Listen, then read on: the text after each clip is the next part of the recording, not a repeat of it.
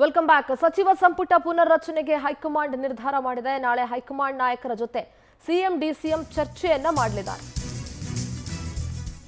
ಕಡೆಗೂ ಸಚಿವ ಸಂಪುಟ ಪುನರ್ರಚನೆಗೆ ಹೈಕಮಾಂಡ್ ನಿರ್ಧರಿಸಿದೆ.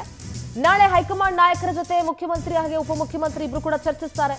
ಇವತ್ತು ಸಂಜೆ ದೆಹಲಿಗೆ ತೆರಳಲಿದ್ದಾರೆ ಸಿಎಂ ಸಿದ್ದರಾಮಯ್ಯ.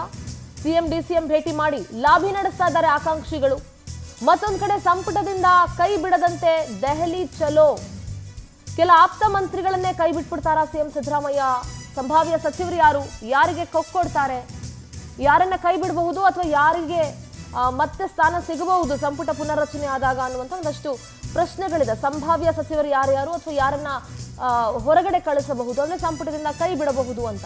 ಈಗ ಆಲ್ರೆಡಿ ಒಂದು ಮಾಹಿತಿ ಏನಂದ್ರೆ ಯಾರ್ಯಾರು ಸಂಕಷ್ಟದ ಸಮಯದಲ್ಲಿ ಸರ್ಕಾರದ ಜೊತೆ ನಿಂತ್ಕೊಂಡಿಲ್ಲ ಅವರನ್ನ ಕೈ ಬಿಡ್ತಾರೆ ಅಂತ. ಅಂದ್ರೆ ಆರ್ ಬಿ ತಿಮ್ಮಾಪುರ ಅಬಕಾರಿ ಸಚಿವ, ಕೆಎನ್ ರಾಜಣ್ಣ ಸಹಕಾರ ಸಚಿವ, ಎನ್ ಎಸ್ ಬೋಸರಾಜು ಸಣ್ಣ ನೀರಾವರಿ ಸಚಿವ, ಕೆಎಚ್ ಮುನಿಯಪ್ಪ ಆಹಾರ ಸಚಿವ, ಮಧು ಬಂಗಾರಪ್ಪ ಶಿಕ್ಷಣ ಸಚಿವ, ಕೆ ವೆಂಕಟೇಶ್ ಪಶುಸಂಗೋಪನೆ ಸಚಿವ, ಜಮೀರ್ ಅಹಮದ್ ವಸತಿ ಸಚಿವ, ಬೈರತಿ ಸುರೇಶ್ ನಗರಾಭಿವೃದ್ಧಿ ಸಚಿವ, ಇವರನ್ನ ಸಚಿವ ಸಂಪುಟದಿಂದ ಕೈ ಬಿಡುವ ಸಾಧ್ಯತೆಗಳಿದೆ.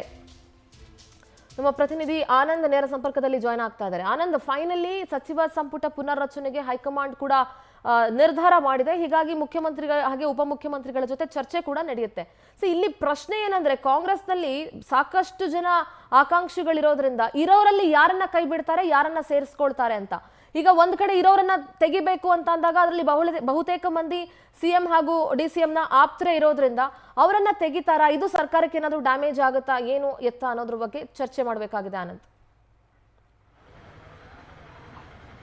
ಖಂಡಿತವಾಗ್ಲೂ ಸಿಂಧರ, ಪ್ರಮುಖವಾಗಿ ಇವತ್ತು ಅಥವಾ ನಾಳೆಯೊಳಗೆ ಸಚಿವ ಸಂಪುಟ ಮುಹೂರ್ತಕ್ಕೆ ಒಂದು ದಿನಾಂಕ ಫಿಕ್ಸ್ ಆಗ್ತಕ್ಕಂಥ ಸಾಧ್ಯತೆಯೂ ಕೂಡ ಇದೆ.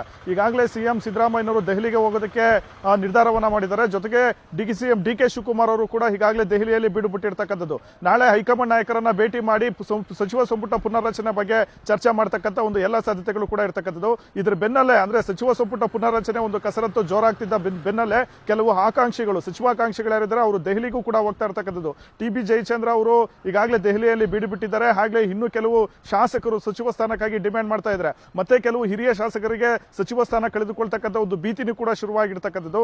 ಅವರು ಕೂಡ ದೆಹಲಿಗೆ ಹೋಗಿ ತಮ್ಮ ಸಚಿವ ಸ್ಥಾನವನ್ನ ಕಾಪಾಡಿಕೊಳ್ತಕ್ಕಂಥ ಒಂದು ಪ್ರಯತ್ನವನ್ನ ಮಾಡ್ತಾ ಇದ್ದಾರೆ. ಈಗಾಗಲೇ ಕೆಎನ್ ರಾಜಣ್ಣ ಅವರನ್ನ ಕೈ ಬಿಡ್ತಾರೆ ಅನ್ನೋ ವಿಚಾರಗಳು ಬಹಳಷ್ಟು ಒಂದು ಸದ್ದು ಮಾಡ್ತಾ ಇದೆ. ಸಹಕಾರ ಇಲಾಖೆಯಲ್ಲಿ ಕೆಲವೊಂದು ಆರೋಪಗಳು ಅವ್ರ ಮೇಲೆ ಇರ್ತಕ್ಕಂಥದ್ದು. ಹೀಗಾಗಿ ಅವರು ಆತಂಕದಿಂದ ದೆಹಲಿಯಲ್ಲಿ ಬೀಡು ಬಿಟ್ಟು ಹೈಕಮಾಂಡ್ ನಾಯಕರ ಒಂದು ಮನವೊಲಿಸತಕ್ಕಂಥ ಒಂದು ಪ್ರಯತ್ನವನ್ನ ಮಾಡ್ತಾ ಇದ್ದಾರೆ.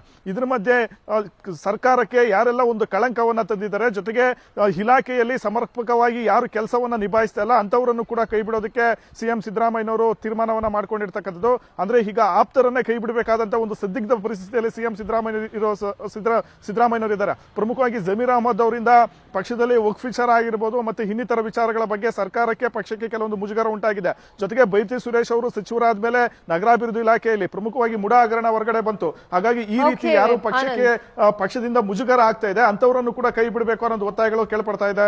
ಸಿಂಧೂರ, ಆನಂದ್, ಹಾಗೆ ಇರಿ. ಮತ್ತೊಮ್ಮೆ ನಾನು ನಿಮ್ಮನ್ನ ಸಂಪರ್ಕಕ್ಕೆ ತೆಗೆದುಕೊಳ್ತೀನಿ. ಸದ್ಯ ಕೆಪಿಸಿಸಿ ಅಧ್ಯಕ್ಷರಾಗ್ತಾರ ಸತೀಶ್ ಜಾರಕಿಹೊಳಿ?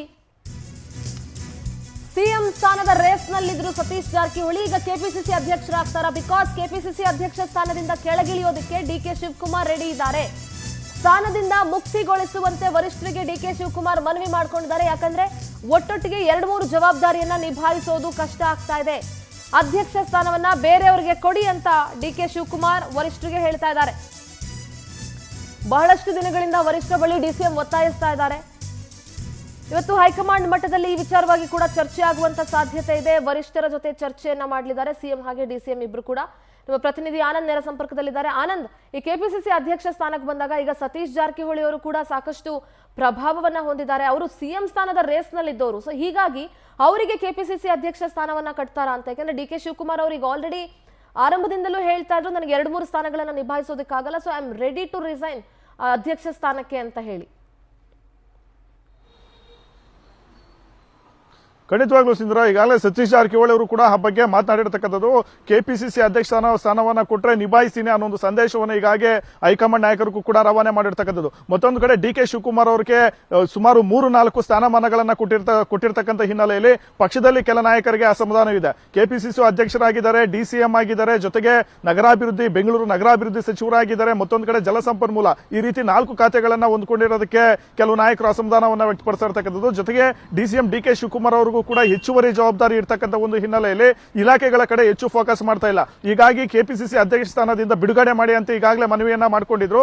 ಮೊನ್ನೆ ಎಐಸಿಸಿ ಅಧ್ಯಕ್ಷ ಮಲ್ಲಿಕಾರ್ಜುನ್ ಖರ್ಗೆ ಅವರು ಬಂದಂತ ಸಂದರ್ಭದಲ್ಲೂ ಕೂಡ ಈ ವಿಚಾರವನ್ನ ಪ್ರಸ್ತಾಪ ಮಾಡಿದ್ರು. ಈಗ ಅಂತಿಮವಾಗಿ ರಾಹುಲ್ ಗಾಂಧಿ ಮತ್ತೆ ಸೋನಿಯಾ ಗಾಂಧಿ ಅವರನ್ನು ಕೂಡ ಭೇಟಿ ಮಾಡಿ ಚರ್ಚೆ ಮಾಡತಕ್ಕಂಥ ಒಂದು ಸಾಧ್ಯತೆ ಇದೆ. ಮತ್ತೊಂದು ಕಡೆ ಸತೀಶ್ ಜಾರಕಿಹೊಳಿ ಅವರು ಕೂಡ ಕೆಪಿಸಿಸಿ ಅಧ್ಯಕ್ಷ ಸ್ಥಾನವನ್ನು ಅಲಂಕಾರ ಮಾಡೋದಕ್ಕೆ ಮುಂಚೂಣಿಯಲ್ಲಿ ಇರತಕ್ಕಂಥದ್ದು. ಅವರು ಸಿಎಂ ರೇಸ್ ನಲ್ಲಿ ಇದ್ರು ಕೂಡ ನಾನು ಅದನ್ನ 2028ಕ್ಕೆ ಕ್ಲೈಮ್ ಮಾಡ್ಕೊಂತೀನಿ ಅನ್ನೋ ಒಂದು ವಿಚಾರವನ್ನ ಅವರು ಪದೇ ಪದೇ ಹೇಳ್ತಾ ಇದ್ದಾರೆ. ಹಾಗಾಗಿ ಪರೋಕ್ಷವಾಗಿ ಅವರು ಮಾಧ್ಯಮಗಳ ಮುಂದೆನೂ ಕೂಡ ಕೆಪಿಸಿಸಿ ಅಧ್ಯಕ್ಷ ಸ್ಥಾನವನ್ನ ನಿಭಾಯಿಸ್ತೀನಿ ಅನ್ನೋ ಒಂದು ವಿಚಾರವನ್ನು ಕೂಡ ಮುಂದೆ ಇಡ್ತಾ ಇರ್ತಕ್ಕಂಥದ್ದು. ಇದೇ ಅಲ್ಲದೆ ಎಂ ಬಿ ಪಾಟೀಲ್ ಅವರು ಹಾಗೆ ಈಶ್ವರ್ ಖಂಡ್ರೆ ಅವರು ಕೂಡ ಈ ಕಡೆ ಕೆಪಿಸಿಸಿ ಅಧ್ಯಕ್ಷ ಸ್ಥಾನಕ್ಕೆ ತೀವ್ರವಾದಂತಹ ಒಂದು ಲಾಬಿಯನ್ನ ನಡೆಸ್ತಾ ಇದ್ದಾರೆ. ಮತ್ತೊಂದು ಕಡೆ KN ರಾಜಣ್ಣ ಒಂದು ವೇಳೆ ಸಚಿವ ಸ್ಥಾನದಿಂದ ಅವರನ್ನು ಕೈ ಬಿಟ್ರೆ ಅವರಿಗೆ ಒಂದು ಕೆಪಿಸಿಸಿ ಅಧ್ಯಕ್ಷ ಸ್ಥಾನ ನೀಡತಕ್ಕಂಥ ಸಾಧ್ಯತೆನೂ ಕೂಡ ಇದೆ.